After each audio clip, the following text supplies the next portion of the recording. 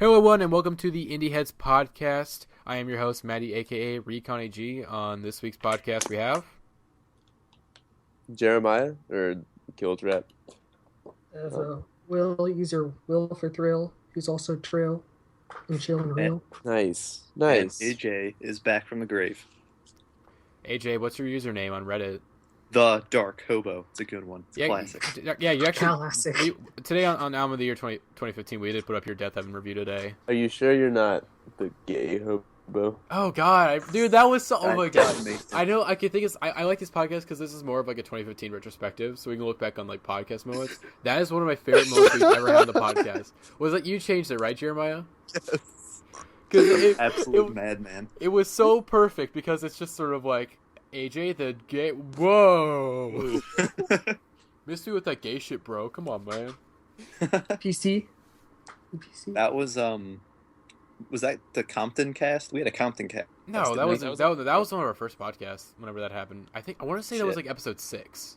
I feel like it was episode 6. It was a good one. All I remember, I think the most recent one I did was Compton. I think it was Divers Cast. Oh well, yeah, the Divers Cast that got lost. Cast. R.I.P. For press F to pay respects. we did kind of we did lost the Santano cast. Oh God, that one shit. I'm mad about that one because that first one was so much better than the second one we did with Fantano. He wasn't happy to be on the second one. Oh yeah, he didn't seem happy because he kind of just to admit that he like a little underrated My Beautiful Dark Twisted Fantasy too, which was funny. Oh yeah, he did, we did give him a bit that. But yeah, what's another great moment? He did say that he underrated it. He was like, yeah, it's probably not a 6. He was like, I was probably just being a little reactionary, trying to be controversial. Admits it. Other great moments. There was, I think one of my favorite podcasts that we ever did this year was the one where it was Jeremiah, Sarah, and I. I thought that was just a really fun podcast. Oh, the Panda Bear one. Was it Panda Bear? No, it wasn't Panda Bear. I was on Panda Bear. No, sorry. The only reason I said Panda Bear is because me and Sarah started talking about percentage. I think, and then immediately after that, the Animal Collective double EP thing came out. Oh, the live? The AV Tear and so the Geologist split 12-inch came out. And so me and Sarah were freaking out about it. And I didn't care because I wasn't really that into Anko. But you were watching us freak out about it. And Sarah, she told me to shut up one time, and I was like, rude. Anyways, we should probably get to the topic at hand. We are returning with the Indieheads Podcast Awards, part 2 of 2. We're going to be going over our Album of the Year list. Now, we did our Album of the Year list sort of the way, if you go on the subreddit, you know, of Top 10 Tuesday, where essentially everyone almost everyone on the podcast, not everyone, I think we missed someone, or someone didn't put all their albums, like Nick. Some people don't like lists. Nick only put one album, and I still counted it. Because actually, I think him putting it at number 1 actually propelled it into the top 5, which we'll talk about a bit later. But yeah, we essentially did Top 10 Tuesday style, where if you put an album at number 1, it would get 10 points, number 2, 9 points, number 3, 8 points, so on and so on. And essentially, I counted all the numbers up, and this is our top 12 because we had 2 ties, and so we couldn't make it 10. So, Jeremiah, do you want to start off with number 10 since you are a big fan of this album? I can start off at number 10. Number 10, we have Panda Bear Meets the Grim Reaper. Now, Mr. Panda Bear. I mean, his name is in the title, so I didn't think I had to say it. Well, I mean, some people might be plebs and not... You know what? You're right. That's a good option. Maybe this is their introduction to indies. People are like, you know what you should do to get into indie? Listen to that Indieheads podcast. I would recommend it. I think, so, yeah. Let's give it... Let's force feed it, pretend like they've never... Panda Bear Meets the Grim Reaper is Panda Bear's 5th album. Panda Bear being a recording artist from Portugal. He used to be from Baltimore, but then he moved to Lisbon, lived with his wife and kids. He's also in the band Animal Collective, who are a indie band, who are prominent. Anyways. So, Panda Bear Meets the Grim Reaper. I mean, this was an album when it came out, because it was one of the first albums of the year. It came out, it leaked at the end of 2014. I mean, and it came out first week, so... when it first came out, I was like, damn, this is dope. And this is a great way to start 2015. And 2015 is going to be so great. But what ended up kept happening is I just kind of assumed that it would be number 15 on my list or something. Or it was like, there's going to be better things. But then as this isn't a reflection on the year, this is a reflection on the album. as the year went on, I kept kind of finding myself returning to it in like moments of contemplation, of like quiet contemplation. Not like sad boy moments when I was like, "Hi, Violet, I need the national." That wasn't like that. It was just like, I'm tired and like it's dark and I'm cold and like I want to hurl like I don't know. So I just put on this album and like this Casual is really sad boy moments. not sad boy moments, Not but high casual key, but low key. like contemplate, Yeah, low key moments, like contemplative, like moments. I don't know what I'm saying anymore. I just had, I got you. I know it. but this is off to a horrible start. Anyways, this album is really really lovely. I did the album of the year right up on it. The first half of the album just bangs like this dog got bit on the leg. Not sequential circuits. That's a really chill intro, though. Well, that's true, but that's the intro. It is kind of like epic, but not like epic. Just kind of like low key epic. It's got a nice build up, and then it goes right into Mr. No, which is a fucking banger. And then banger. the rest of the, Slaps. It slaps. and then it bangs, and then it bangs, and then Tropic of Cancer hits you in the face with its harps, and you're like, what? And then he's all like, you're going out of order though, man. no, I said why. I know. I went Mr. Noah, and then you go through the first half of the album, and the first half of the album all bangs, and then you get to what's come Cancer. to your senses for me. It represents like the transition Yeah, from the Boys transition. Latin to Tropic of Cancer. Yeah. Like that's the very middle. Yeah, And it's because the also death of a meme. It's also got the bookends of its with its like electronic noise from Sonic Boom. Those are important in the album actually because they represent the Grim Reaper. Ooh, spooky. But anyways, the second half of the album is actually like some of my favorite songs of the year. Like those four songs, Tropic of Cancer, Lonely Wanderer, Principe Real, and Selfish Gene are like for sure like my favorite like four songs in a row of the year. Like damn. And that's where I kind of like disagree with you a little bit. You know what though? That's okay. These songs are so beautiful. Tropic of Cancer and Lonely Wanderer hit hard. I love that sequence.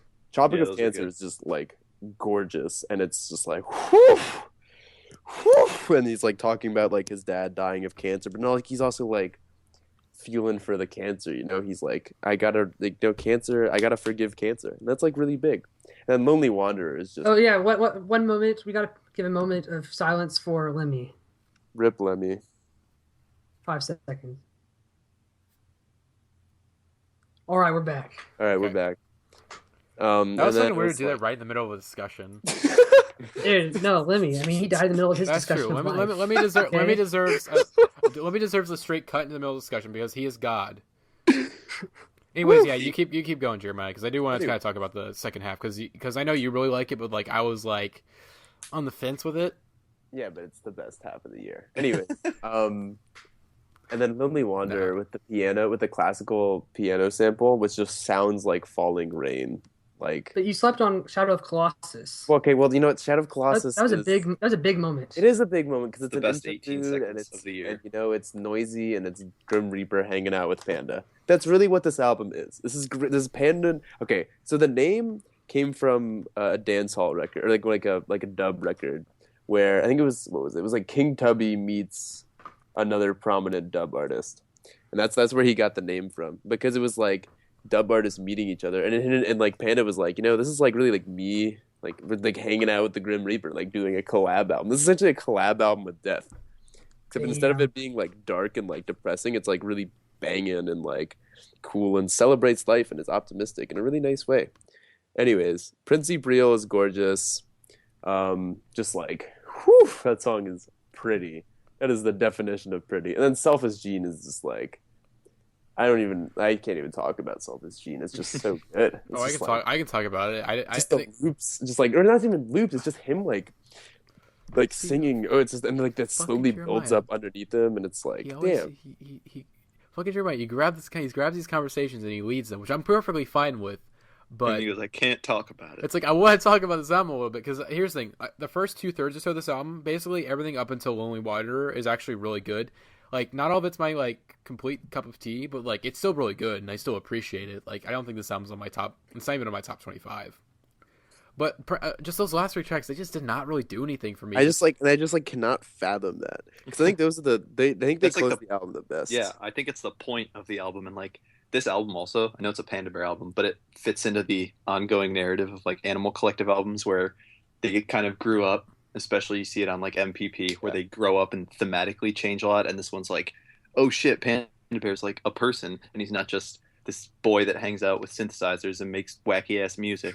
Those are his It's a friends. really mature record because he's thinking a lot about mortality, but in like a really like unique way that like really only Panda Bear could do, which is just very like, yeah, it's okay, you know? And he's like hanging out with death and he's like dancing with him. And it's just like really, and it's really uplifting record. It's really like optimistic record. It's not like happy and like cheery, but it's not depressing like an album that would. It's optimistic. Death would be. So like, for example, This another one's album that concerned itself with death this year would be optimistic. Carrie and Lowell. Like this is, these albums both I think focus on death equally as much. But I think, I mean, it's just like this one, just the way he approaches it is just, it's really a dance with death. It's really he like, it's a give and take. You know, you get the noise. Takes coming two in. to tango. You also got, yeah, exactly. You got the noise of the Grim Reaper, but you also got like the pretty synths, and it's just like a celebration of life and of death, and I think it's really cool. And I think the lyrics are great for Panda. Why are you laughing at me? Oh, if you guys don't know, we're actually we're on video right now, but you won't see it because I'm not recording the video. And AJ are having a dance battle. AJ's staff form was on point. Anyways, I'm sorry, Jeremiah. Jeremiah said like hanging out with death. You're very important I don't discussion really know about what death I'm and talking mortality. about And anymore. Dabbing with death. no, I'm it's like- because I tried. You're like, you're trying to describe something. I would say if I described it in one word, it's an optimistic album. Oh, I it's would very say. optimistic. I really liked it at the beginning of the year, and I was like, oh, there's no way this isn't going to be one of my favorite albums of the year. And then fucking 2015 happened, but I got it on vinyl like a month ago, and I was like, you know what, this is actually a really good album, and It's a good album. it hopped up there. It's like top 30 for me personally, Oh I damn. s- I find, which is good. But I listened to a lot this year. I didn't so. really do a good job of describing it, but I did the write-up on it, and even the write-up wasn't that good, but it's just a really, really lovely album, and that's like I think that's the best way to describe it. It's just really lovely, and the themes are good, and it's got some really Yeah. amazing songs, and it's entertaining too. Like, do I not would say- not get bored listening to it. I would say like I listened to it yesterday. Like I was in the car yesterday, and I was in the back seat, and I was like taking a nap, but like not where you're quite asleep. You're just like inches away from sleep. Mhm. And I was listening to this album. That's like the perfect way to listen to this album. yeah. But not like as in like because it's so boring, but just Yeah, because but like I'm like, that's, wait, it's just like it's really serene, you know. yeah, like especially like the end, like it's so serene, and that's just kind of like for half napping in the back seat. That's just, Oh yeah, that's the soundtrack right there. yeah. Or the soundtrack to being like, you know, it's like early January, it's cold and it's dark. It's like 8 o'clock, and you're in the basement, and you're like just cuddled up, and like that's Okay. it's just nice, you know. Okay, So- let's get into the next album. We went to the next album. All right, Two. Alright. The next two. Next two tied at number 9 because we. Are we gonna break the ties like on the spot? No, we're not gonna break No, the we're not ties. breaking We the should- ties. We should maybe each personally pick one. Okay. Well. Oh God. He wants to take both. Hold on. No. You know what? AJ, do you want to take Courtney? Do you like Courtney's album? Not. I'm not an I'll- expert. Okay, I will. actually. I will take it. You want to take Courtney? Okay. I am going to grasp this album. Okay, we'll go for it. You Well, the could thing do is, it. Alright, we gotta be positive because it's on our list. Okay. So we have Well, the see, two albums. I've tied at number both 9. sides on this album. I've the good and the bad. Okay, you know, AJ. I mean, not AJ. I mean Jeremiah. Let's see what Will has to do. All right. Tied All right. at number 9, we have U.S. Girls Half Free and Courtney Barnett. Sometimes I sit and think, and sometimes I just sit. So we're gonna start with Courtney. Will, what do you have to say about Courtney? All right, Courtney Barnett is an Australian singer-songwriter from Melbourne, I believe. Where's Australia? So obviously not bring off the fucking Wikipedia page right now. Exactly, because I'd have a lot more to say if I was reading off Wikipedia. No, but You know. And Well, I got you. she's I'm a gonna, rock singer. I'm gonna do the bio real quick. Okay, she's some Aussie chick. She's been kind of doing this music thing for a Triggered. few years now. She Triggered. really kind of broke through this year. She had like a really successful single, "Pedestrian at Best" and "Depressed," which was really cool and stuff. And then Triggered. she broke into the mainstream, kind of like she got nominated for a Grammy this year, which is kind of cool. She has kind of Triggered. a really interesting style. She's like a female Holden Caulfield, except not as much of a dickhead. So yeah. Okay, well you take it Yeah, from here. and it's very things. Her album it has a very fun '90s rock aesthetic. It sounds like it could have come out in '95, but not in a bad way because it does everything that the indie rock. Basically, are you gonna say Typical that it that sounds time too much like Pavement does and you me. hate it? No, indie sounds more like rock. Hole or something like that. Oh, okay. I was gonna say Pivot because I know you don't like Pavement that much. I'm split on them. Anyways, yeah, and it's really fun. And she's a very quirky lyricist who kind of does mundane life observations, kind of. It's very other endearing. times, what? It's very endearing. Yeah, kind of an endearing. She's definitely the most likable personality of 2015 for sure, without a doubt. And yeah, she's just very witty lyricist. And songs like Pedestrian at Best, she's just weaving the tale, and she has that thick Australian accent, and it's just adorable. Just okay. Adorable. I'll get into it for a sec. I agree with everything you said, and everything you said is why I like Courtney Barnett as an artist, which I do. But for me, this album doesn't get better than the singles or even like the first 5 tracks. And then, I don't know, but it's good. I like what she does, but it's kind of an excess of that on this album, like the whole witty, look at me pointing this out with like sloppy guitar riffs. See, like, yeah, I'm a little bit that way too, but I'm going to let Jeremiah take this, then I'll come back to my less positive things about the album. Okay, so this is one of my favorite albums of the year.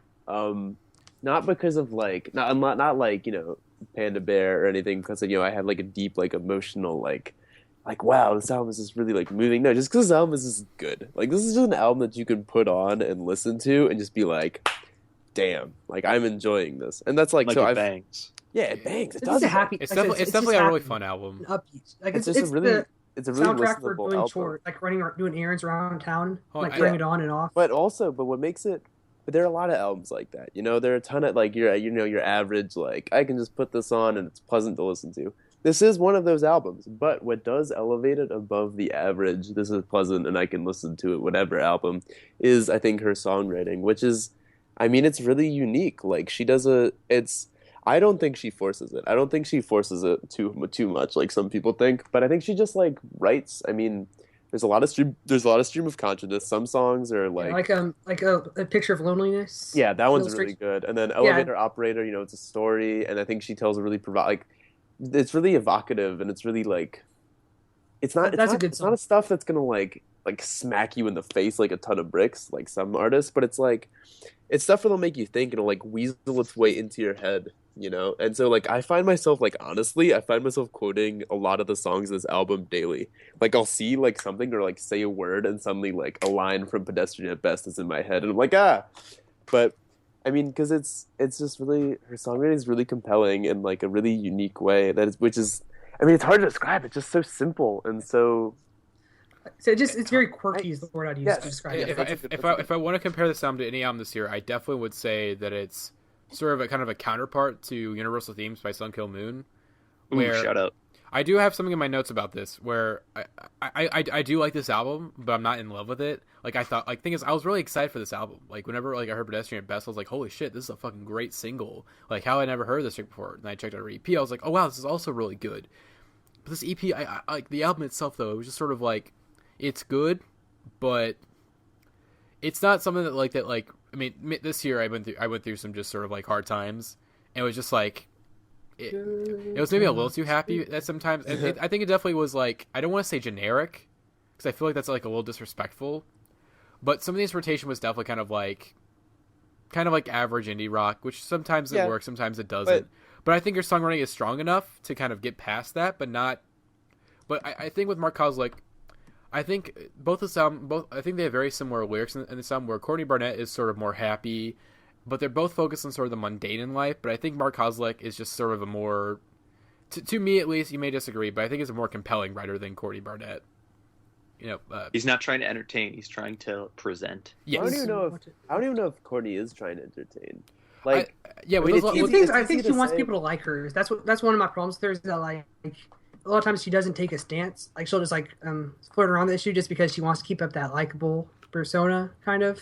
I mean, but like everything, like all of her interviews and stuff, like she does seem like a genuinely good person. Like it's not that she's trying to put on a character. I just think like, and her lyrics are very neutral. Just 'cause I think she's kind of like a female Mac DeMarco sort of. Yeah, she's just kind of like saying like, but without the Trevor. Well, with the whole like putting on a character thing, like a goofball, and she's just like, "Oh, I'm a funny Australian." Well, I don't think she's not even putting on a character. Yeah, she doesn't try as hard as Mac DeMarco. Really. That's what we're saying. They're most likable. foreigners. I'm like having a hard time articulating today. Okay. Go on. Well, you go first. No, I'll There's say one song that really takes me out of the record. Not things I wanted to like is so hard, but the thing is, I think Depreston is kind of a. It's kind of That's okay. the Hear me best out, song Jeremiah. of the Hear me year. out. That's one of my One favorite of the best songs of the year. Thing That's the is, best that song kind of takes me out of the record just because, like, and there's kind of the difference between her and Mark Kozlik's. That like, she sets up a great atmosphere of the song, like kind of the depressing mundanity of shopping for a house. Then it kind of builds to a climax. Then the climax is just her seeing the picture of like a soldier and her getting like start thinking about it and getting sad. I think I don't know. That's just really anticlimactic. Like, No, it's like, I- that's we it. did discuss this in the chat the other day, and I told you that I think with the stream of consciousness style, because there'll be times where you're thinking about something, and then all of a sudden you forget it, and then you start thinking about something else. And I think that's kind of like one of those moments in the album where it's like she's thinking about all this, the mundane life of buying houses and whatnot, and all of a sudden she sees a picture of a soldier, and like she's like, wait, what was I thinking about? Like, oh, let's think about this.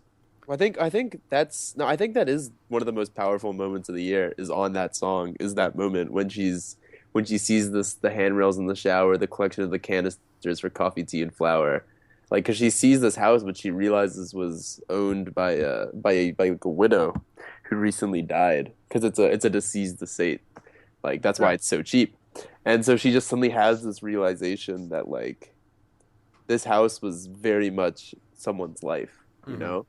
And it's so very much someone's life for a long time in a really profound way. And so it's not supposed to like beat you over the head with this, but just like that sudden, like you can really hear the realization. And then when she says the refrain where she's like, if you've got a spare $500,000, you could knock it down and start rebuilding. It's not supposed to be like, she's not like telling you so much as just like sharing with you. And like it's supposed to, really like, it's really evocative, and it's like, wow, I don't really know what that means, but I understand exactly what she's saying, and it's like really powerful. I don't know. It's hard to. I'm having a hard time describing things today. I want to give like one final thought on the album because we need to wrap it up and go to the next one. I think this album, it's good, but it doesn't really have the edge or the bite to it that like songs like Kim's Caravan or Pedestrian at Best suggest. Because you think like you listen to Pedestrian at Best, like, oh wow, this album might actually have like a bite to it. And the rest of them just kind of, it meanders at times where it's just sort of like, okay, Courtney, like, I don't know. I think it's a little long for its own good. Yeah, I think it's a perfect length. I think it's definitely short, but I think it just needs a bit. I think it just needed like for a debut album, it was definitely kind of like more safe, which is like it's a good idea to have like a safe debut album.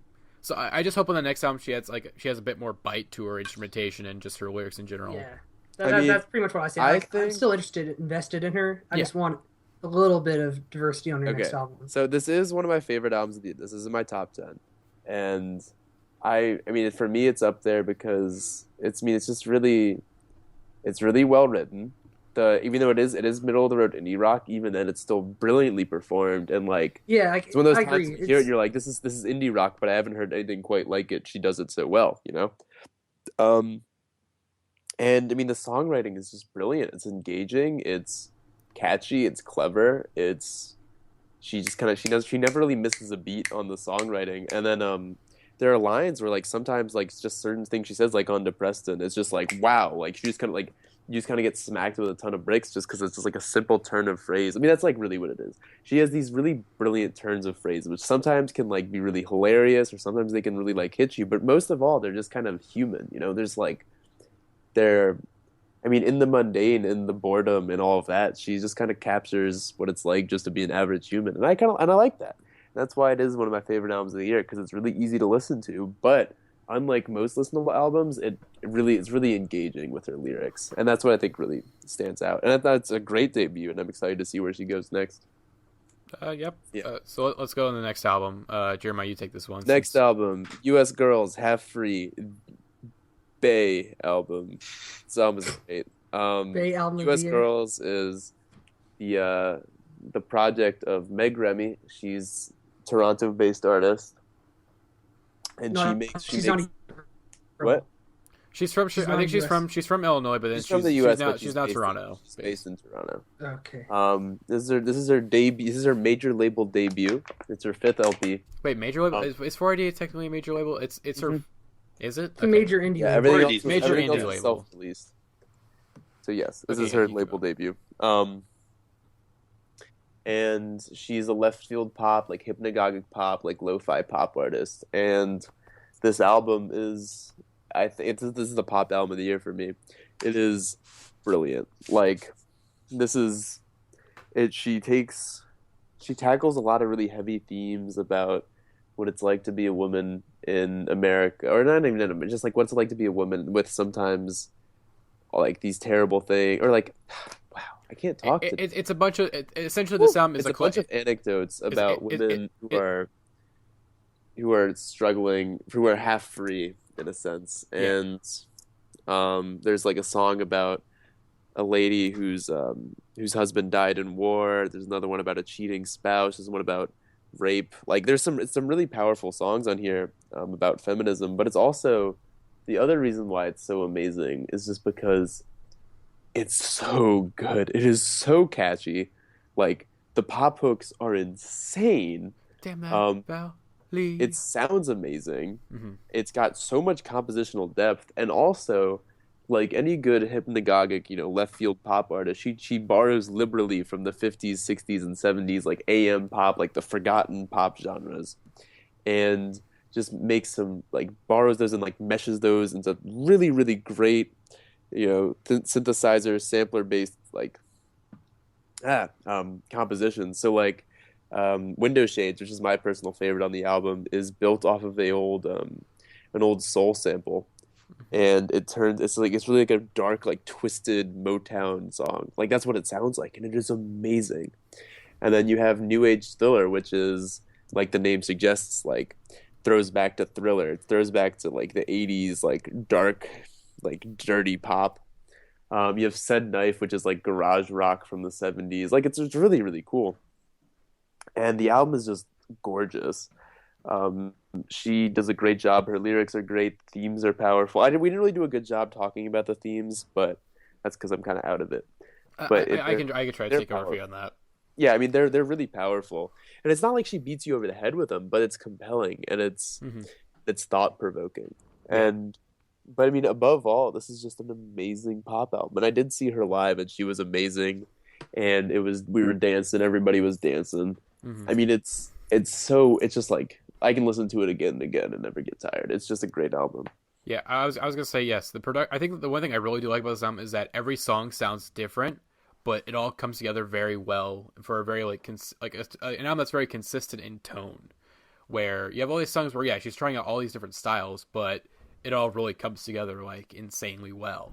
It's like, oh, how the heck is she making a track like Damn That Valley fit in with a track like Said Knife? Like that should be impossible, but like it all comes together so well. And it was actually, I think it's the first time that we talked about that's in my top 10, which Jeremiah introduced this to like almost everyone on the podcast, and we all like fell in love like one by one with the album. And it is fantastic. Like I said, she's a great songwriter, and with this album, she creates these very, really interesting stories. You were kind of talking about some of them earlier, where you have Surreal Feelings, which is the intro of the album, which is very dark and kind of like ambient, but it's like building up, and it's like and it's about a lady whose husband banged all of her sisters before her. Yeah. To put it lightly. And then you have and also these songs, they definitely sort of like, I mean, from the album cover to like the themes of this album, it's very, like you said, you're very inspired by the 50s, 60s, and 70s. And when you get into the the theme, like the actual lyrics itself, it definitely seems like it's taking place during those times. But they still are like Damn That Valley is still an insanely relevant song. Like it's kind of like I want to assume that it's kind of about Vietnam or Korea, just anywhere that were in the 50s and 60s, where the husband comes home. Did the husband die in war in that song? Yes. Where it's like, the husband dies in war, and it's like basically just sort of like an anti-war song where it's like, hey, you just sent this guy off to die. Like you just drafted him, sent him off to die for like a useless cause. And it's just like anger at that. And it's like, that's still happening today, where it's like, you think we'd learn our lesson from Vietnam that like we shouldn't go in senseless wars, but it's like, oh, Iraq happened, or, it's like, okay, we don't learn anything. I don't want to get too political, but it's a very political album. Like you kind of have to talk about politics with this album. Or and that cover. Oh yeah, the cover is fucking great. I think you did. I think the cover's amazing. We did an album of the year 2015 on it. I think Arthi did like an analysis on like the cover, which is amazing. And then Woman's Work is a track that we have not talked about, which is like the outro track, and it's a fucking banger. But it's That also is an amazing song. and it's also, I think it's about plastic surgery. I want to say. I don't think that's what it's about. But, That's what I've heard it's about. it's And what, I think it's just about being it's like the woman chorus working. is I think it's about a lot of things, but I think it could be an allegory for plastic in your mother's surgery, arms, but you will leave wrapped in a red limousine. or like a woman's just work about- is never done. Where it's like about me. I think it could be about like her looks. Her looks are never done. A woman is constantly changing her. Well, I look. don't think it's necessarily about plastic surgery, but that's an I interesting know. I'm just saying interpretation. it's I just think it's about life as like a woman yeah. when you're not Which really we can all relate to. when you're not really Oh respected. yeah, we can totally all relate to. All four of us Dude, know what that's like. I think everyone can predict our number one album at this point. Which we can all relate to. Oh yeah, but we'll get to that later. Yeah, because we've all been changing currents, Well, it's not we say people never change without changes. spoiling. No, They but do actually, our change. number one album has to do with a lot of changes, though, which I we can't will announce a believe bit you'd later on. spoil that. What? I can't believe you'd spoil what our number one album is. No, we didn't Yeah, spoil not it. currents. I'm a meme spouter, so I had to do it. We'll find out number one a bit later on.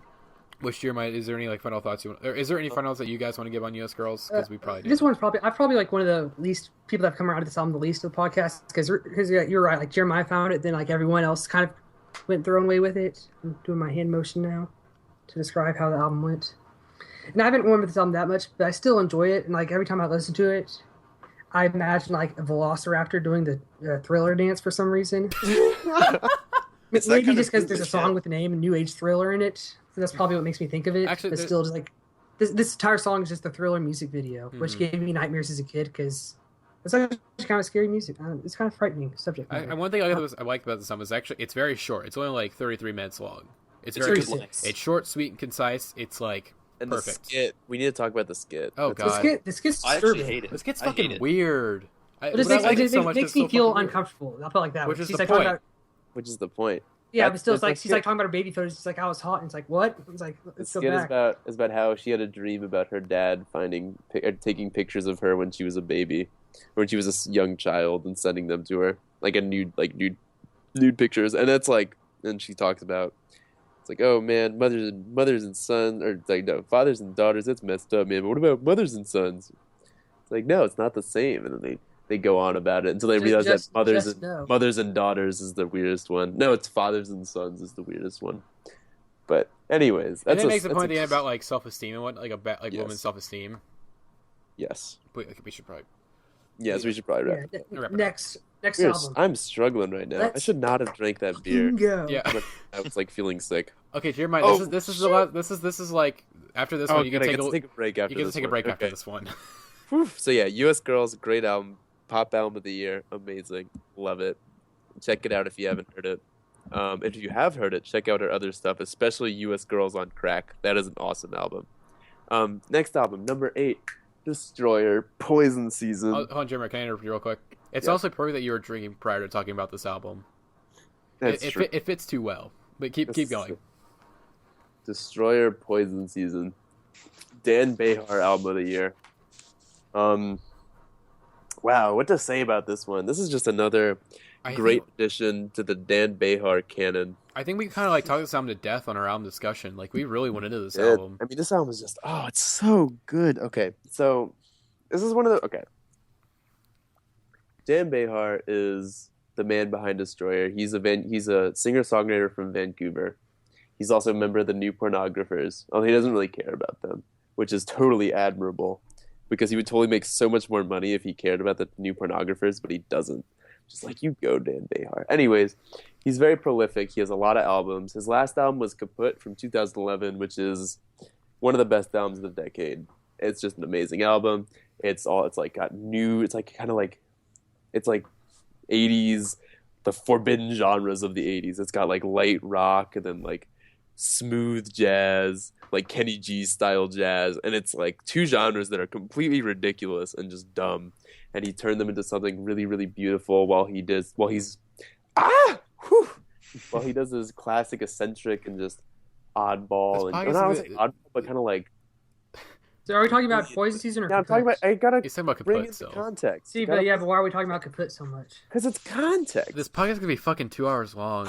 Okay, This look. case. Yeah, Fine, come anyways, on, Jeremiah. What do you like about album Poison is Season? huge and What's your favorite part about then, that album? 4 years later, he comes back with a completely different sound. Is it? He carries over a lot of the horns and stuff from Kaput, but instead of the lush like synthesizers and like light jazz, this is very much like a '70s like Bruce Springsteen, Jim Morrison, like almost a little bit of glam to it.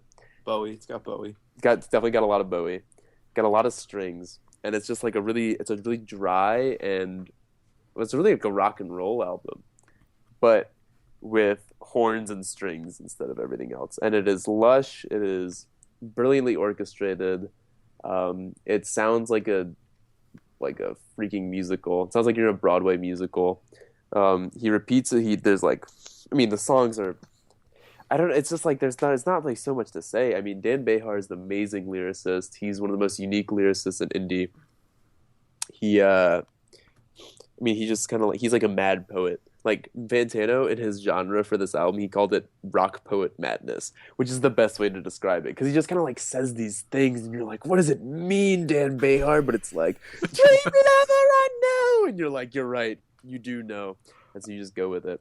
I'm gonna repeat I think it's very much like it's basically it's a non-musical album. Yes, where it's not a musical, but it sounds like a musical. Like it could easily be adapted into one. And it's just amazing. Like, it's just so good. Every time I always forget. I'm like, this album can't be that good. This album isn't that good. It's not that good. It's 7.6. It's not that good. Then I put it on and I'm like, that's right. This is the album. The album. It's actually one of my most listened to albums of 2015 because I think whenever we did the discussion of it, I tried listening so many times because I just wanted to like completely get it because I think I'm so close. I think I get it enough to talk about it, but I feel like I'm missing. There's some element I know I'm missing something about this album that like would take me over the edge and be like, yes, Dan Behar, yes, please come to me, come to me.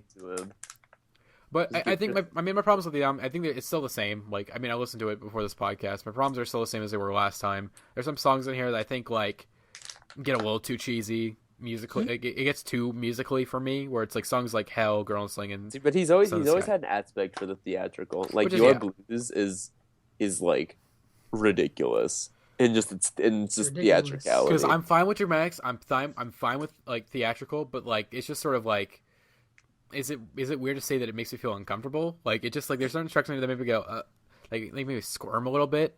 Like it's like I kind of get that.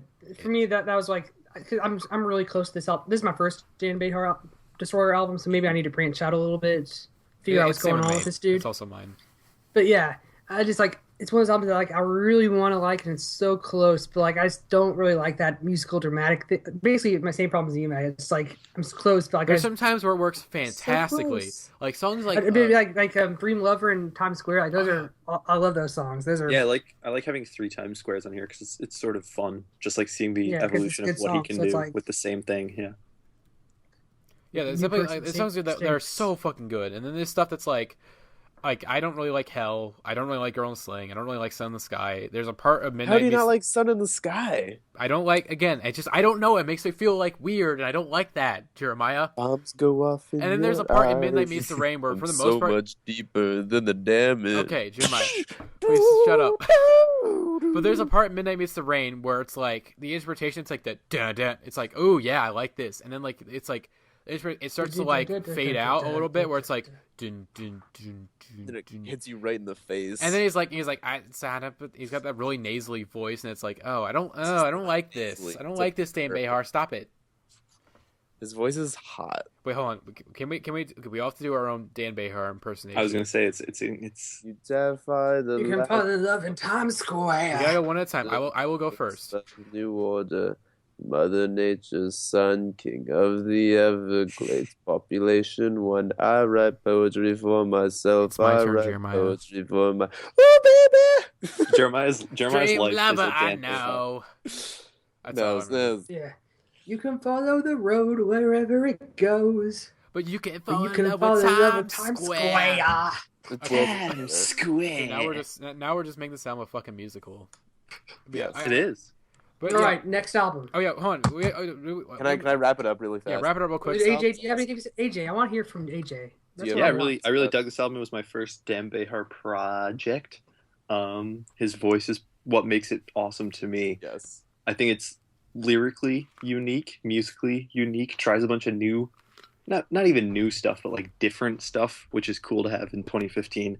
And it's just like, it's its own album for sure. That's why I like it a lot. It sounds gorgeous too. It's in my top 10. I don't think there's a bad song on it. Hell yeah. This album is awesome. It's got amazing pop songs. It's got amazing contemplative, like singer-songwriter, like lounge ballads.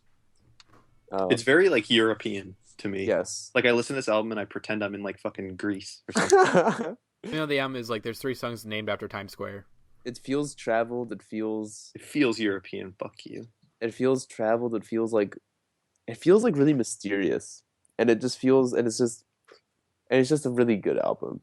Of course, Dream Lover and Times Square, 2 of the best songs of the year. Bangkok is amazing. The climax to Bangkok with the woof. Yeah, this is just a great album. This is just another amazing Destroyer album. Another great direction he went with it. Not much to say other than that it's just a great, and I love it. All right, next album. At number 7 for the year, we have The World is a Beautiful Place and I Am No Longer Afraid to Die with their sophomore LP, Harmlessness.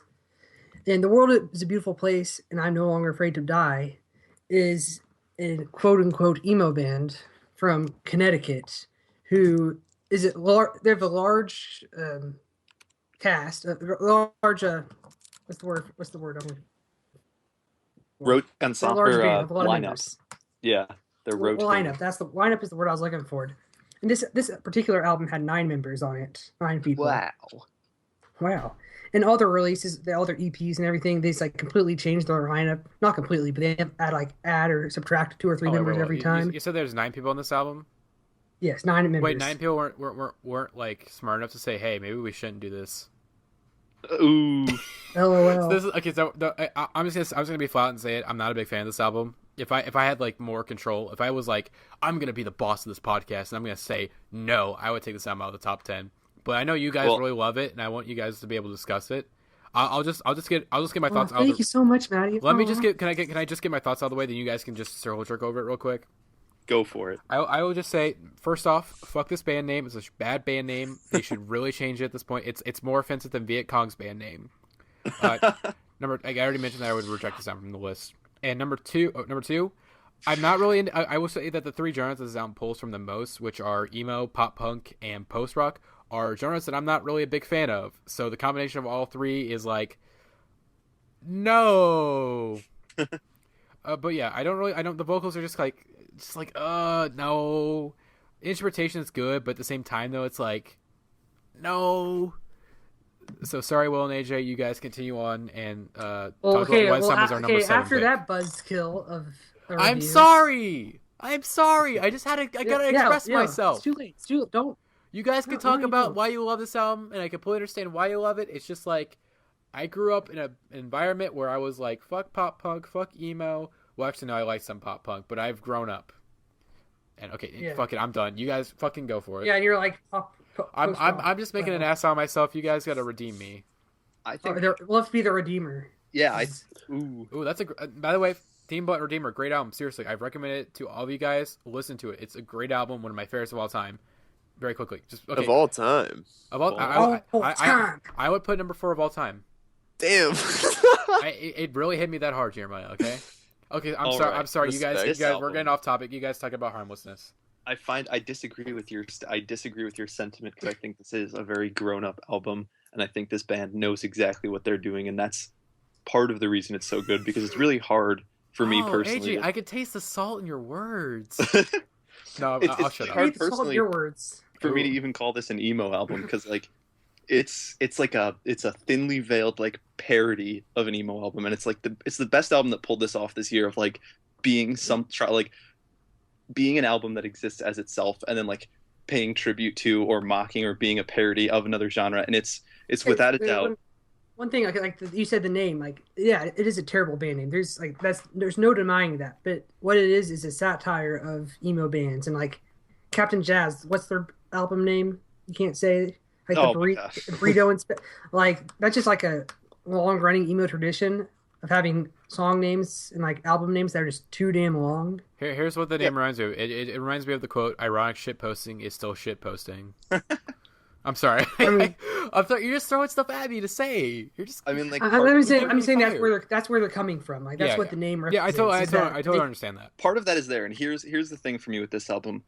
Their 2013 album, Whenever, If Ever, was pretty much the pinnacle of what emo can do as a genre. And like, to fully appreciate this album, I think you have to have given that album a good enough listen. But because what they do here, they change up their lineup, they change up what they're doing exactly, and it's full on just straight up indie rock. It takes from all those genres you were mentioning, right? But you can't make an emo album like taking from emo as a genre. Emo in 2015 is just fucking emo. That's what all the genre does, and it's a stagnant genre, very much so. This is an indie rock album through and through, and it's some of the best indie rock we've got in a very long time because of the unique influences it has. Like, I mean, think of like indie rock darlings. Yeah, think of like indie rock darlings. Which of them could you say takes post-punk and post-rock elements onto an album like this? Because it's like it's not a very long album. It's 53 minutes. For indie rock, that's kind of long, but for emo, that's kind of short. For post-rock, that's kind of short too. Really unique song styles, and the songwriting lyrically, one of the best albums of the year for sure. January 10th, 2014, low-key song of the year material right there.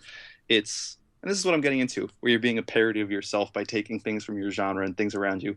It's an episode of This American Life rewritten into a song. That's hysterical. That's funny, and it's great, and it's provocative, evocative, emotional. It's great. It gets the people going. Absolutely. Yeah, no, I agree with basically everything you've said this year. Like, it takes indie pop and indie folk, like those synths all across the album kind of has that indie pop. They're like melodies that are like so indie pop. They're like, I know I've heard that before on a Phoenix album, but you haven't. It's one of those kind of things. But like, it just takes from everything and just kind of melds it all together and just into one great indie rock record. Which is why, like, I'm not saying everyone is going to like it, because it does have a lot of pop punk elements, and a lot of people do have really violent reactions to that genre. Yeah, if you're opposed to the vocals, like, you will never. If you're opposed to the that's the biggest pop punk part is David Bellow. He's the new vocalist for the band. And he definitely does evoke. Like, the album isn't pop punk, but like he definitely evokes pop punk styled vocals. If you've been wholly opposed to that lyrical style, I don't think you will ever like it. Just because it does have those lyrics that vocal style. Mm-hmm. But if you're willing to give it a shot, I think this is a good. I think it's definitely the vocals that do kill me the most. This is just something like for me, like what? I was saying that I think the vocals are the ones that kind of kill me the most on this album. Yeah, and especially on songs like Mental Health, where he's talking about. Yeah, that one's actually the one song for me that like it does get a little bit grating. It's like cheesy. It's cheesy. The track, January 10th, is that the one where there was female vocals also? Yeah. Yeah. Oh, it sounds like her female vocals. It sounds like she should be in a Christian rock band. I don't disagree. I mean, yeah, that'd be. I'd listen to that Christian rock band too. So I mean, like. Okay, I'm sorry. I keep dissing the album because like I want to like it because I know you guys really love it. And it's like just like frustrating. It's like I want to like this album a lot more, but it's like. Okay, we'll wrap up on this one so we don't disagree. Well, I mean, like, no, you guys keep going. You guys deserve to talk about this because Jeremiah went on and on about his albums. You guys deserve to have this. If you want to get this album, you follow Ian Cohen on Twitter. Yeah, I think it's because I'm gonna go on and on about the next album. So you guys have this one. A few points I want to make is that musically they're very mature, and like I saw them live last month, and having this 9-member. Actually, Katie wasn't there. She was like in the hospital. She was sick. So there's only 8 people there, but still having 8 musicians there made a very full sound, and they were able to do a lot of cool things with 4 guitars, like on you can't live there for not that one. I Can Be Afraid of Anything near the end where they have all those guitar parts entering. Yeah, which was a weird single for this album. Honestly, it was a single. It was one. Yeah, but it's one of my favorite songs, and like it has that cool vocal part that I thought you. Do you hear that Sufjan-esque vocal part like da da da da da da da da da da da da da? It builds, yeah. It's very Sufjan, just like the tone, like it's very Sufjan-esque. I thought you might at least appreciate that. But anyways, these songs they build. They have a great understanding of dynamics, which a lot of artists, which dynamics for unmusical people, that's how loud and how soft it gets. And too many artists these days just kind of settle on one dynamic. But here they build their songs so well to the greatest musical and emotional impact for me. And a lot of these songs go like they're like go directly into each other. Like Rage Against the Dying of the Light goes directly into Rapatera Dance, and that's a great moment on the album because Rage Against the Dying of the Light is kind of like a sinister kind of song that goes in and out with volume, and then when a Rapatera hits, it just comes down, and it's good to release. I'm just humming guitar part now. Anyways, that's I love so much about it. And like actually, you talk about how great the lyrics are. And the thing is, I've barely paid attention to them really because just the music itself really tells the story for me. Like that, Yeah, like, songs like if I had to give the album any compliments, it's definitely that the actual like the musical stuff is really emotive of like the album where it's Exactly. like the vocals like it fits with the vocals like insanely well. Like they're like they're really neck and neck with each other. Like they're parallel. It's like okay, like you're with like they're on a team together. It's like okay, we got to make this happen. Right. Yeah. See, it's like they have 9 members and they're all on the same page, making like one great musical. Oh, which is very impressive. Like oh yeah, well 9 people are on the same page about like this shit. It's like that's like fucking impressive. Right. And like I said, it's not Rage Against Dying of the Light, like the on this compressing day. Da, da, da, da, da, da, da, da, da, da, da, da, da, da, da. I don't remember the lyrics there because I said I barely paid attention, but still, like, there's just like great moments like that where they're just all on the same page, and it just to the greatest. They yield such great effects to it, and it has so many like great songs. Like I mean, like the intro is so beautiful. It reminds me of I Can Tell We're Gonna Be Friends by White Stripes. Do you hear that now? Kind of. Yeah, I do. But still, it's a really good song. Like it has that indie folk, and then it builds to that beautiful crescendo near the end, and it has the violin. They have a violinist in their band. They have a wonderful part there, and the ooh. Yeah. That's really indie pop too, which is what I'm getting towards. Mm-hmm. I mean, it feels like a band is playing together on like every track, which sometimes doesn't happen on an album like this. Yeah, there's no But, front like, here. Yeah, you There's feel like no- everything. You feel like everything's kind of equally contributing. Yeah, exactly. So definitely, if you're open-minded towards pop punk and just emo in general, and you just want to hear a great indie rock album, give Yeah, I mean, Harmlessness a listen. It's the most left field album we have on this list for sure. So Well, it's worth a listen. I call Wait, left US field? Girls. I think Well- left field. I would say consider like compared to some of the other stuff on this list, it's definitely like left field where it's like compared to like what you'd expect for a top 10 list. Oh, of yeah, this yeah, year, yeah, I think it's yeah. the wild card. Oh It's no, the I wild say card. US Girls still. US Girl. We have 2 wild cards, but US Girls. We have in 2 this wild album. cards. Yeah. You can have multiple wild cards. Basically, Okay. it was me and Ethan and AJ who were the ones Yeah, who like voted three for this album. people solely got this album up because we love it so much. So Yeah. it's Okay. niche, I guess, Yeah. but it's worth a shot. Yeesh. So, anyways, let's Yeah. go on to the next album, which is the album that I've been wanting to talk about the most. So this is my time to shine. Okay, so number 6 is Bjork, Vulnicura. Now, if you guys don't know who Bjork is, I mean, again, very prolific artist. She's been around since the 70s. She did I think she made an album as like an 11-year-old, which is mostly covers. Then she kind of came back with the band the Sugar Cubes in the 80s and early 90s, I think, before they broke up. And she decided to do a solo career. She had debut in 1993, where it was like a dance pop album and very. I mean, now if you listen to it now, it's kind of dated, but like it's dated in a fun way. And then she kind of really proved herself with Post, which is like a really amazing like art pop album that still kind of holds up today. And then she comes out, like a year later, she comes out with Homogenic, which is like fucking crazy. It's sort of a reaction to like her like the stalker person that like was trying to like blow her up with an acid bomb, and just sort of it was her most mature release yet. And then Vespertine after that, which uses a lot of like micro beats and whatnot. So basically, the point is that she's tried out like a new style with like every new album. She's always doing something different. And her last album, by Ophelia, I was not really a fan of because I think the problem with that is that the concept was... It kind of affected the music in the wrong way, whereas it was too focused on the concept and not the music itself, and it kind of led the album to be kind of boring to me. However, Vulnicura is the complete opposite, where this album, before with her last 2 albums or so, I think her big issue was the fact that like it was not as human. Like those first couple albums she's made are very human. They feel like they're very emotional. They're very much like her. But those the last 2 albums, it kind of was like going away from that. It was like, and this album, it's very much a back to basics. It's very inspired by Vespertine. I think Fantano said, countless times, like, yeah, this feels like kind of like a spiritual successor to Vespertine. And on my list, it was my number 2 album of the year. And it's just like, it's so goddamn good. It came at me, I'm going to get a little personal here. It came out about, I went through a breakup this year. If you haven't noticed, if you've been listening to this podcast since the beginning, I've mentioned it many, many times. Or if you've been on subreddit, I've mentioned it many, many times. Just a few times. Just a few times. Not enough, really. I forget about it. Okay, anyways, I won't go into detail about it because I've already done that before. Anyways, I went through a breakup, and it kind of really, like, it was my first, like, serious relationship, and it kind of was, like, really emotionally affecting. And this album really kind of came at the perfect time, where it came out 2 weeks after my breakup, or 2 weeks before my breakup.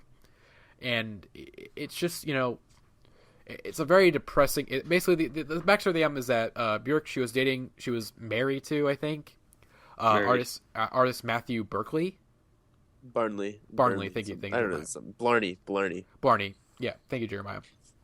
I should have had on my notes. And she was married to this guy for over a decade, and then he kind of comes out of nowhere and just sort of like, well, not really out of nowhere if you find out by the album.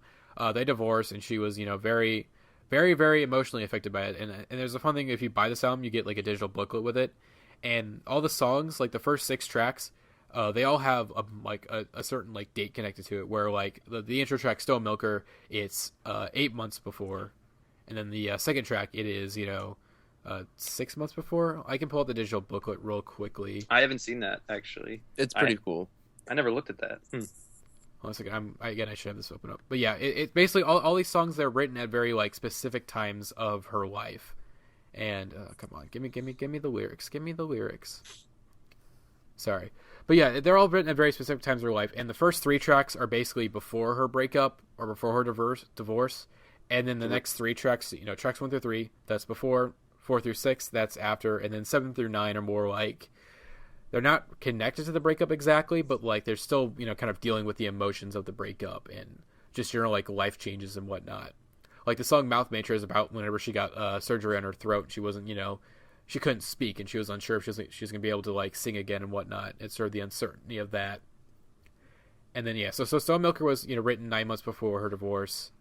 God, this fucking my computer is acting all slow. Anyways, I'm if you want to find a digital booklet, you can probably find find it on Genius.com.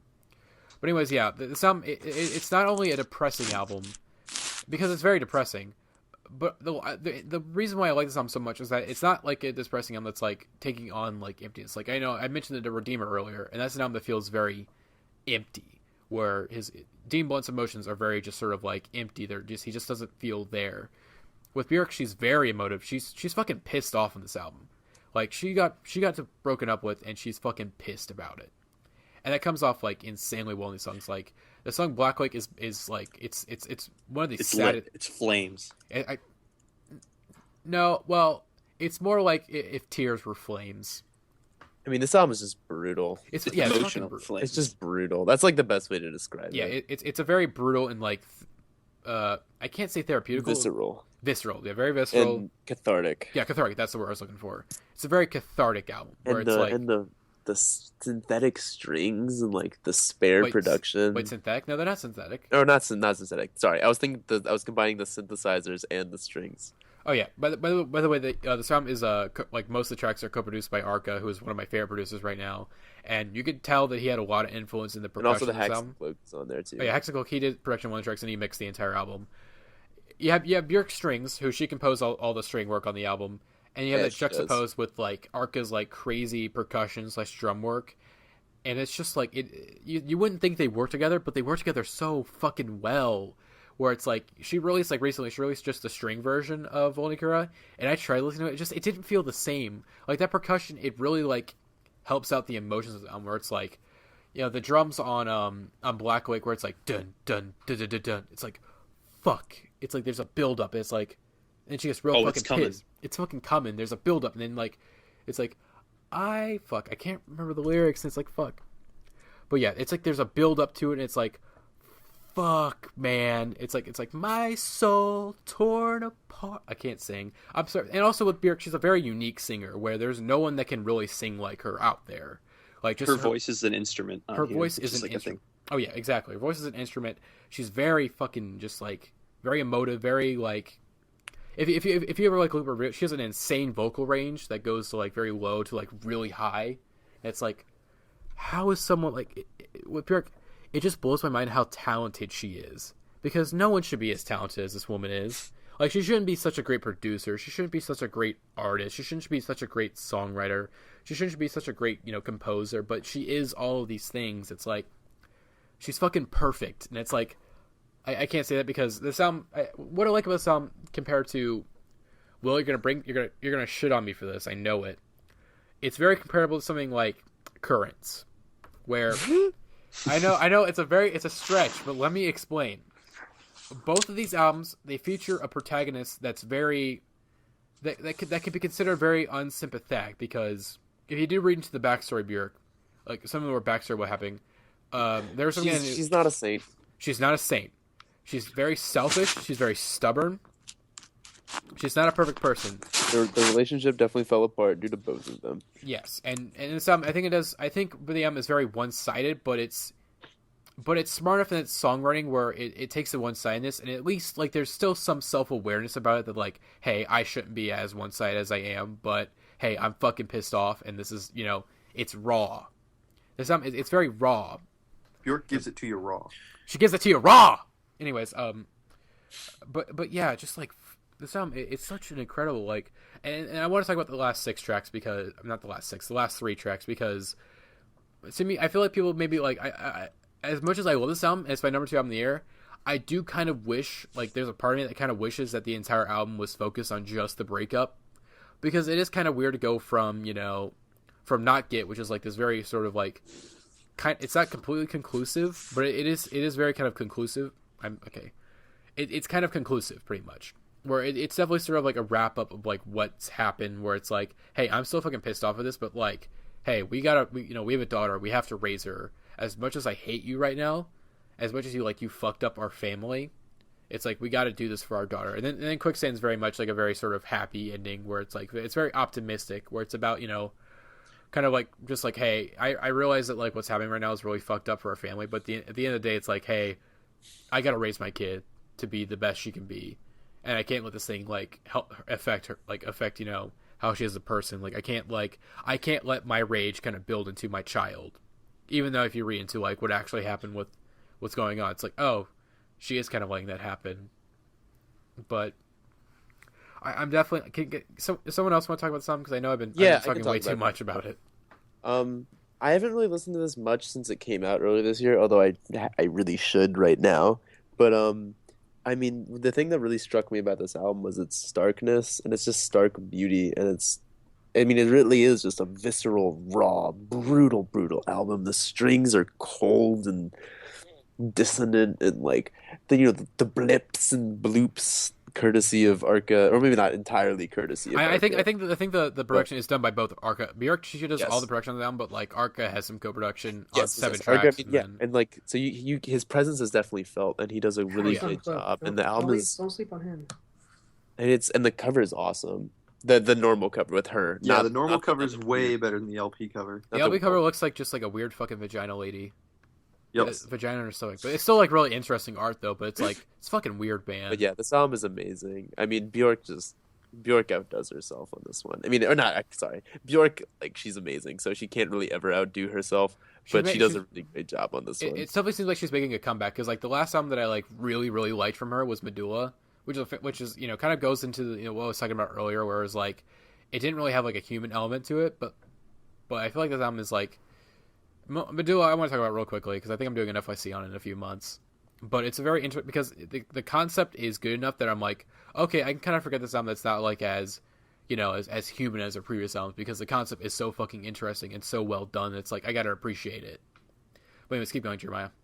Yeah, it's just a brutal album, a really powerful album, and it's really cold and stark, and I mean, it's just amazing, and I really need to give it some more listens, especially right now. Which I think I remember we were talking about a few months ago. You said you just couldn't listen because it's just so brutal, and it's just like, and it's not like an album that's like emotionally like, oh, I'm gonna cry every time I listen to it, but it is just a really really heavy album. Mm-hmm. So it does take some.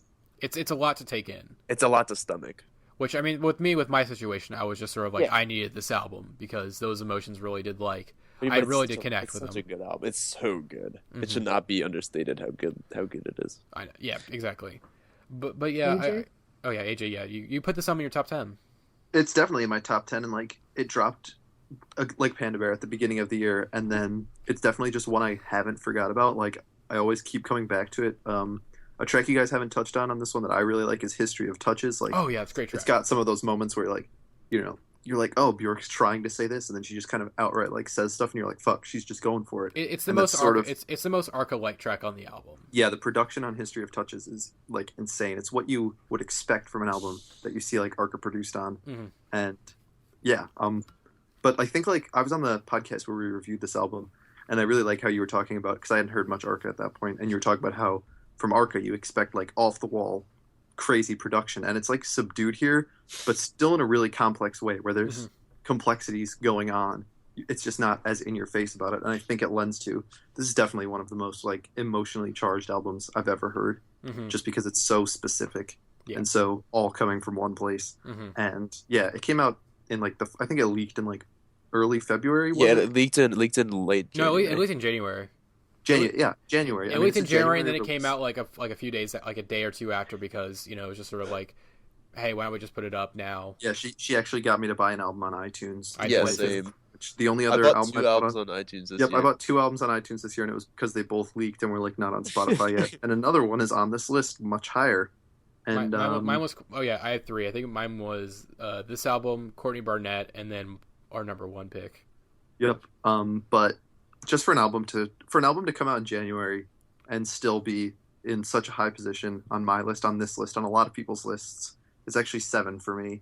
But I mean, it's got staying power. It's a great album that if you haven't listened to, you're a goon, you're a fool. Yeah, it's just with me with this album, it's like if you don't like get emotionally affected by this album, if it doesn't strike a chord with you in any way, it's like, do you even have a fucking heart? It's just like I can understand with like Dean Blunt why you would not be emotionally affected, because he's so empty, and it's just sort of like more like it's too empty, which is what I like about it. But this album is just sort of like, it's so emotive and it's so like out there. It's like, how can you not like be somewhat affected by it? I don't know. But yeah, we should probably wrap it up and go to the next album, which is another album I'm going to go a lot on. So our number, let's see, let me go. Oh, it's a tie, isn't it? Oh yeah, our number I'll let 5. you- Our number 5. Okay, so our number 5 pick is actually a tie. Which Will, you're not on camera. Actually, AJ, do you want to do rock paper scissors? Rock paper scissors, You sure. can get on camera. Hold on, let me get you on camera. Okay. Actually, no. I want you to talk about the powers that be first. Okay, then never mind. We're not gonna do rock paper scissors. Sorry, guys. Okay. Anyways, This is the weirdest tie. Like at least the other tie, they were similar-ish albums. but these two albums they're so different. They're so But different. I like both of them. Actually, so. no, they are. I think lyrically, at least one part of the album I'm going to talk about is kind of similar. I think Let's just spit them out, guys. Let's Okay, just spit 'em Okay. out. Anyways, okay, let's talk about Death Grips, the powers that be. Now, Jeremiah is the only person here who does not like this album. He does not like Death Grips. Just not my stuff. So I'm gonna sit this one out. So we're going to be It torturing seems him for 10 minutes. National or so. sucks too, so it's okay. Wow. Oh, No, come okay, on. well, no, we're not going that far, okay? No, that's not cool. unnecessary. Not cool, bro. Okay, anyways. Okay, by the way, the background of this album, I did an album of the year 2015 on it. It was the first one we did, so I do a better job explaining why I liked it on that than I will do here, probably, so go check that out. But I will try my best. Anyways, the album background. So let's see. Powers of Be is the 4th and first double album from experimental hip-hop band Death Grips. Death Grips are made up of frontman Stefan Barnett, otherwise known as Ride or MC Ride, drummer/producer Zach Hill, and producer/engineer Andy Morin. Coming off the release of their 3rd album, Government Plates, the band dropped the first half of the album we're talking about today for free on June 8th, 2014, entitled, do I want to say it?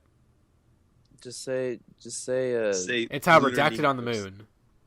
Redacted on the Yeah, Moon. okay, said it. So along with the full album, the band also announced that the second half, Jenny Death, would drop later that year on Harvest/Third World's Records. However, a few weeks later, the band announced that they were over, posting a note on Facebook that said, "We are now at our best, and so Death Grips is over. We've officially stopped. All currently scheduled live dates are canceled. Our upcoming double album, The Powers That Be, will still be delivered worldwide later this year via Harvest/Third World Records. Death Grips was and always has been a conceptual art exhibition anchored by sound and vision, above and beyond a band. To our truest fans, please stay legend. Now, this breakup was a shock to many fans and had people wondering what was going to happen with their next album, which was seemingly going to be their last. What followed next was a hailstorm of... Okay, AJ, I think everyone here, AJ, Will, we experienced Jenny Death. We experienced the build-up to it. As an outsider, I was in shock. I reflected on this like last week. I remember Christmas Eve 2014. There was a thing that was like, oh, it's coming out at midnight tonight. And so I ignored my family. I shunned my family on Christmas Eve. I sat on my computer refreshing, waiting for Jenny Death to drop, and just nothing. I just waited up until like 4 or 5 a.m. just waiting for Jenny Death, and nothing ever happened. Then we didn't get it until like that year. We didn't get it till like, when did Jenny Death? We didn't get it till March. March 31st was the official release date. Jesus. Was it March 31st? I thought it was March. Oh yeah, it was March 31st. Okay. Anyways, here's all the shit that happened. So first, what happened was on Facebook in October, they posted the album cover for the album, and it was like, oh hey, it said it's done, it's coming out soon. Like, yeah, great, we're gonna get it in like the next month or so. That didn't happen. Then they dropped Inanimate Sensation, which was the first single on Jenny Death, and it was like, holy fucking shit, this is like 6 minutes long, and it's like the 4 verses are like all different and fucking insane, and this music video is fucking wacko. It's a robot singing. And through the video, we found out about a secret Twitter account that people thought was fake, but it was like, holy shit, this is actually their Twitter page. And it was like, people think we're broken up, LOL, we're going on tour. Oh yeah. And then they posted like the 3D rendered arena from Inanimate Sensation. It was like, oh my god, this is legit. Like they posted like back in August. It was like, what the fuck? And then December happened, and they didn't release the album as they promised. And it was like, fuck, they broke their promise. And it was like, this album's never coming out. Broke a promise? This album's never coming out. No. Here's the thing, Will. Music-wise, at that point, they have never broken a promise. They said, we're going to release 2 albums in 2012. They did. They had to leave their label to do it in a really messy like label split, but they did it. In 2013, I think they canceled some tour dates, and in 2012 they still made up for those tour dates that they missed. And then in 2013, I think they canceled more tour dates because they were probably working on their album Government Plates, which they came out with, by the way. Because I think Zach Hill said they're like working on an album that was going to come out that year, and it happened. And then in 2014. They did come out with music, but yeah. Anyways, yeah. They at that point. Let's not talking about the background. Let's get. I know we need to get into the album. We need to get to the mute. Forget about the music, man. Okay, let me. Okay, I'll speed through the rest of them. Okay, the Fashion Week release, which was like an instrumental soundtrack that had the trickles that said Jenny Death went on it to fuck with the fans. And then they had more fake release dates as record stores, retailers, were like, it's coming out February 10th, and it didn't come out. They posted a rehearsal video. And then finally they announced the album's release date along with a tour to a random girl on Twitter commenting on another girl's MC Right skirt. You can't make this shit up, people. You really can't. Okay, and then they announced the tour, and they actually played all the dates. It was like, yay. Okay, anyways. They have a new album. And they actually toured this year, shout out. Oh yeah, you guys, Will and AJ, you guys went and they did not come to St. Louis, and I'm so fucking mad. Okay, let me talk about this album a little bit, because... Yeah, we need to talk about it. When I like personally rank this album, because it's in my top 10 for sure, it's like hard for me to when I was saying like Bjork came out at the beginning of the year and it's an album I didn't forget about, stayed with me the whole time, and it easily slid into my top 10. I have to like remind myself about this album and like be like, oh yeah, that's an album that came out this year, it counts, because like we got half of it last year, and then like the release for this album was definitely the least like what's the word, eventful, I guess, Death Grips release yet, because it was like, oh, it's finished, now it's done. Okay, no, it was definitely the most eventful Death Grips release, but it was like, in terms of like releasing it, it was the most traditional way they could have released it. It was like, sure, it's the most traditional release, because like prior to that they just dropped. I mean, here's the ex-military, it was just a random mixtape, and then they became big from it. The Money Store, it kind of came out kind of quickly. It was like, it was traditional really, but I think it came out a little early on record. It was on a major label. It was totally traditional. Oh yeah. Up until, like, the Money Store. And then No Update Blew Up, they surprise released it, dropped it on the web for free, said, fuck our label. Zach Hill's a dick. Government Plates, the funny thing about Government Plates, I still stand by the statement that Beyonce was at least a little inspired by Death Grips to release the album the way she did it. Absolutely. And it's also a weird coincidence that Beyonce was a visual album that surprise released, and the Government Plates, just like 2 months before, was a visual album that surprise released. Yep. But... okay, back to this one. I know, we need to talk about this one. Do we want to talk about the first half first? No, because here's the thing. This is what I was Yeah, going to get I into. feel like we talked about that last. When I think about the powers that be, I pretty much exclusively think about Jenny Death, and I have to remind myself that it's the powers that be. For me, though, Jenny Death is hands down the best thing Death Grips has released. I can't agree. I love the sound. It's in my top 5 of the year, but I can't agree that Jenny Death is the best thing. It's my. I think I have a case for being my second favorite after ex-military. I think the powers that be overall is the second best Death Grips album, but I prefer Rejected on the Moon to Jenny Death. See, I like Jenny Death. For me, the way I look at it, Jenny Death is 10 out of 10. Redacted on the Moon is 8 out of 10. Put those together, you want to call it a 9 out of 10 if you want to. I think Jenny Death is the most just complex musically that they've done. You get so much stuff on it. Oh, yeah. So many, like, you get all the rock. No. You're saying it's the most complex. It's complex. It's not no. Redacted on the Moon, that's the most complex. No, musically, yeah, no, it's still the most complex. Yeah, exactly. Jenny Death. No, I disagree. Let's fucking talk about. No, we're gonna. Okay, actually, I want this discussion to be Jenny Death versus Redacted on the Moon because I think it'd be a really interesting to take. Jenny Death, like, I love it more, but it's definitely straightforward compared to Redacted. You think Jenny Death is more straightforward than? Absolutely. Yes, it is. Have you not read the fucking lyrics? Have you not seen the instrumentation? Okay, but the thing about On the Moon is, like, it's, for me at least, it's pretty much exclusively led by the lyrics. I mean, the music underneath them is good, but you know. Most of On the Moon is just the crazy lyrics. Like, that's the most interesting part of all the songs. Yeah, it kind of is. Okay, no. I'm gonna make my case for it. Redacted on the Moon. Okay, dude, you're right about the lyrics and the fact that it's definitely the most MC Ride focused project they've ever put out. But the thing is with Redacted on the Moon is that, are you just forgetting about the fucking crazy ass instrumentation going on? Like, it's crazy, but all of it was done by Zach Hill on a fucking V drum kit. Okay, he's throwing all these random percussion shit out there, and then on top of all the crazy percussion and like the insane like time signatures and whatnot that he's throwing, because he's a fucking crazy man. He's a madman. He's an absolute madman. He is. He's got Bjork vocals thrown in there too, where it's like, yeah, what the like? This album, it should not work at all because it's too fucking crazy to work. But Death Grips are so talented that they make it work, and it works so well. Like, and it's also their most cohesive album because every track goes like boom, boom, boom, boom, boom, boom, boom. It's like it's cohesive. It feels like one long song, and it's awesome. Jenny Death is not cohesive. It's supposed to be that way though, and they intentionally did it the wrong way. Yeah, it's out of order. And I know why they did it, and I see why they did it, because I think it's a good idea, because the album is very hard rock inspired, where it's like it's more loose and free, and if it had like the same cohesiveness, it wouldn't work. It's like Redacted on the Moon and Jenny Death, it's the yin to the yang, pretty much. They're completely different. They're completely different. They make no sense together as a double album, but since it's not a double album, not making sense makes sense. Mm-hmm. Not smiling makes me smile with Death Grips. Exactly. Laughing when you're not supposed to, or whatever the fuck that song is. Okay. Yeah. Anyway, though, Jenny Laughing Death. Not being normal. No, yeah, whatever. Fuck crimes.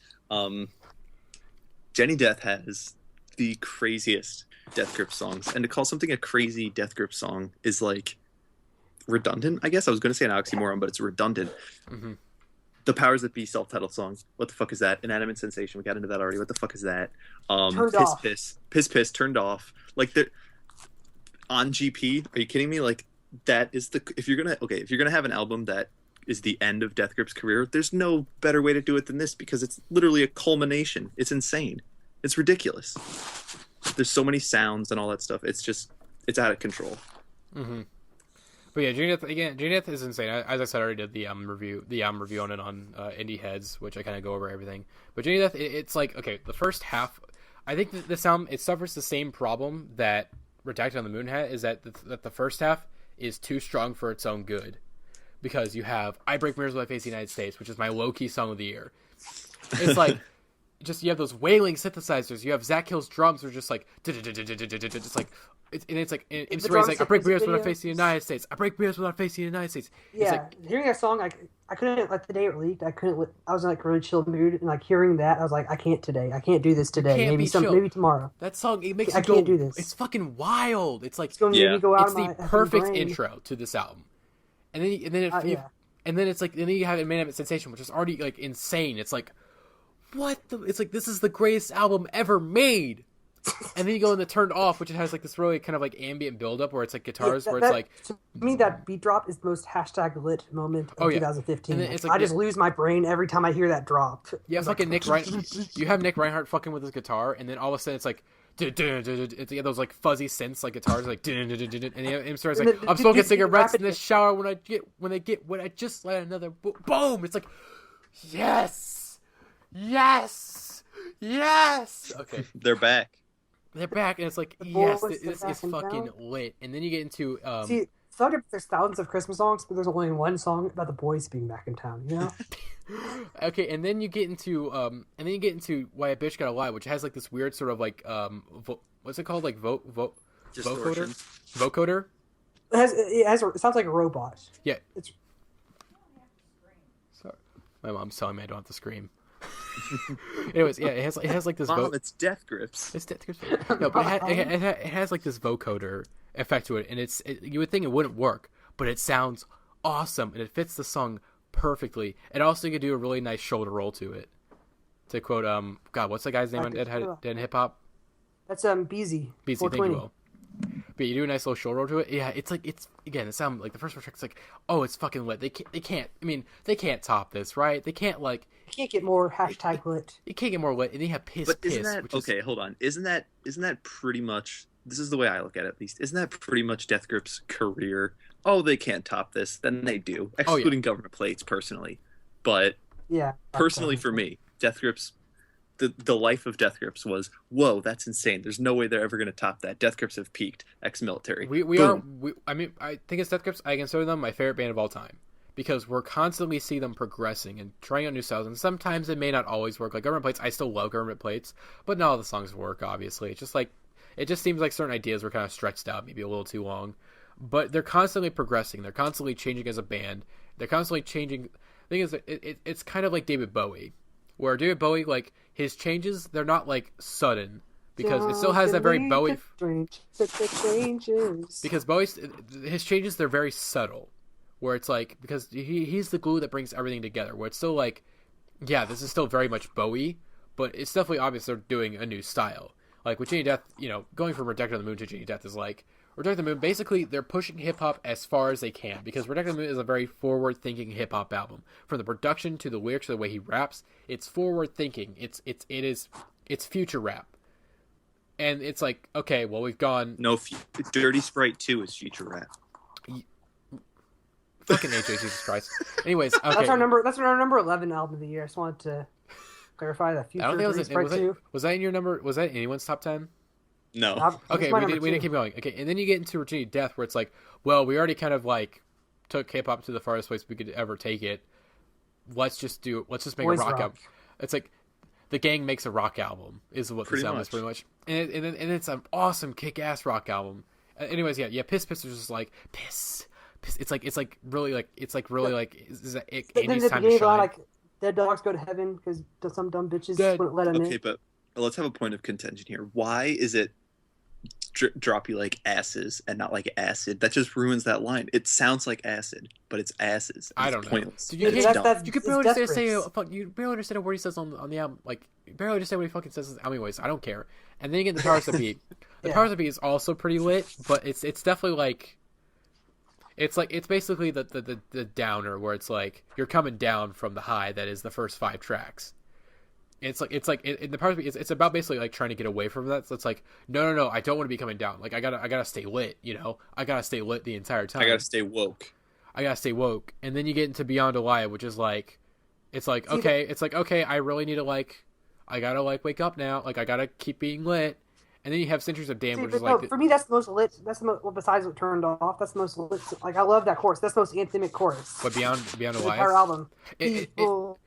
Where the first 5 tracks... Okay, the first 5 tracks there are legitimate lit. Yeah, and Beyond a Lie is it's a desperate lit, where it's like, I gotta stay lit. Like, I gotta try to stay lit.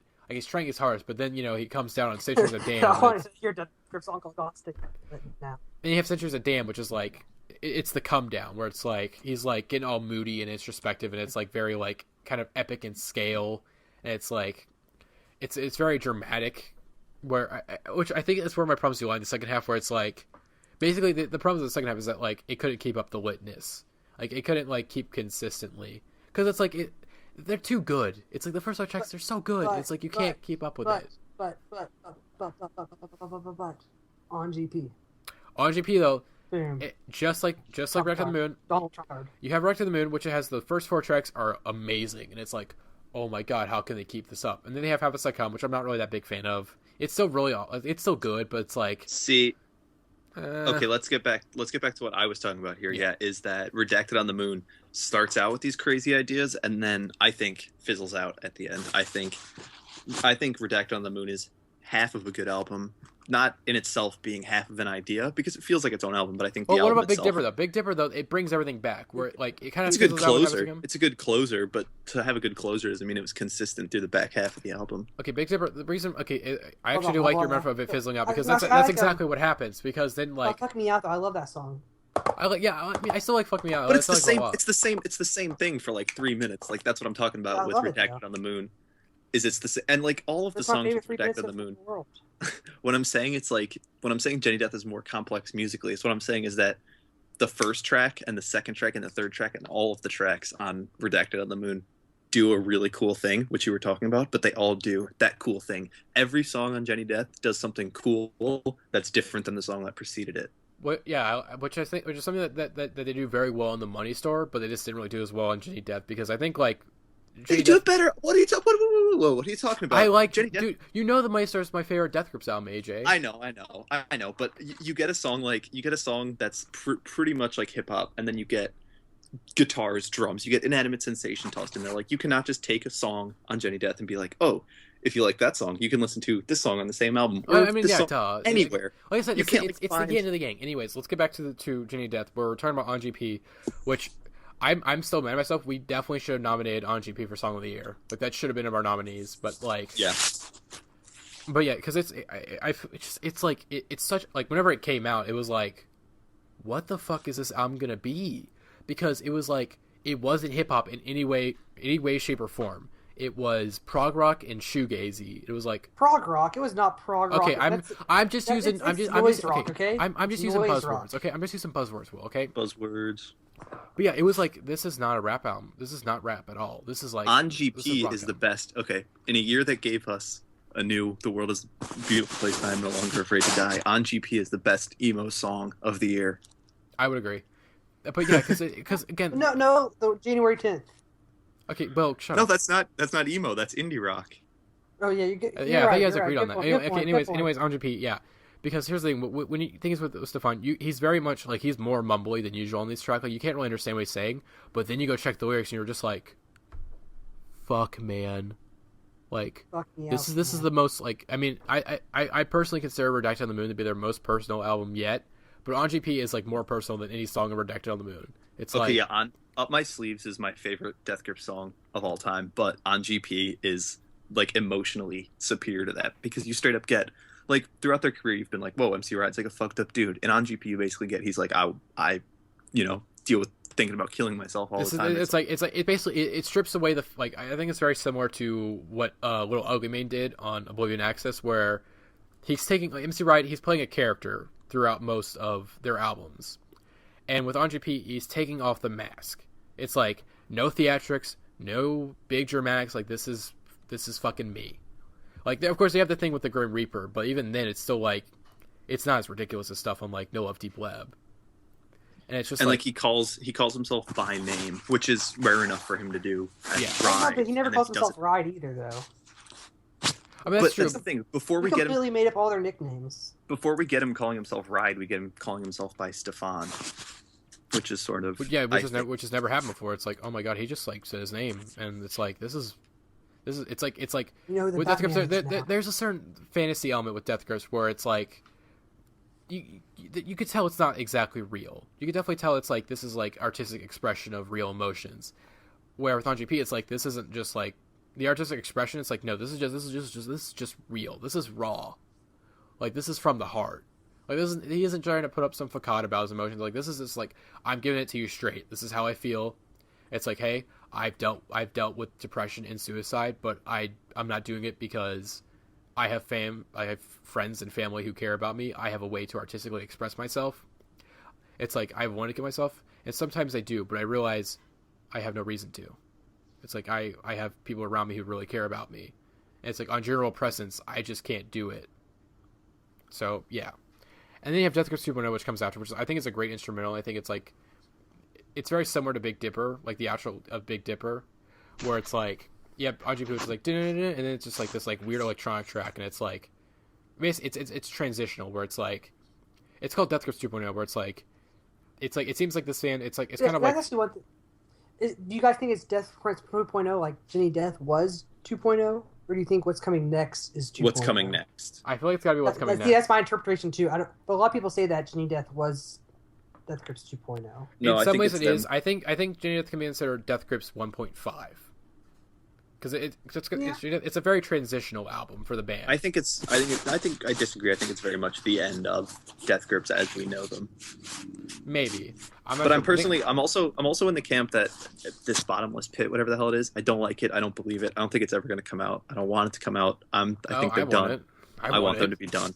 I don't want to be done. I don't want them. Like, but Jenny Death, like you hear on GP, it's like, I said in my review that like if this was the last song they ever did, I would be completely happy with how the band went up. But at the same time, though, it's like I'm like a huge they're my favorite of all time. I want more new music from them. And I understand it's like they're not. This is again, they're still in their prime. I think we'll find out with Bottomless Pit, obviously, but it's like this band. Well, they according still to AJ, we won't.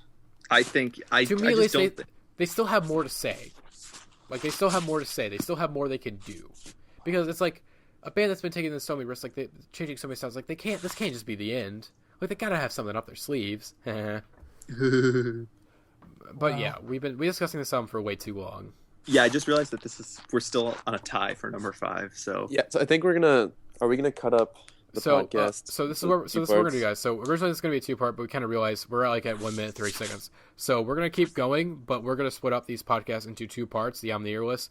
So now that we're done with the first half of the list, we're gonna go into the second half of the list. The first 7 of our top 10. So of our top 10, top 12, top 12, right? First 6. The first 6. Okay. So guys, tune back in a few days. Well, it's probably I'm gonna put it out like we'll put them at the same time or around the same time. But yeah. So yeah, but tune back into the next episode where we're gonna be talking about a few more albums from our top 5. So see you guys then.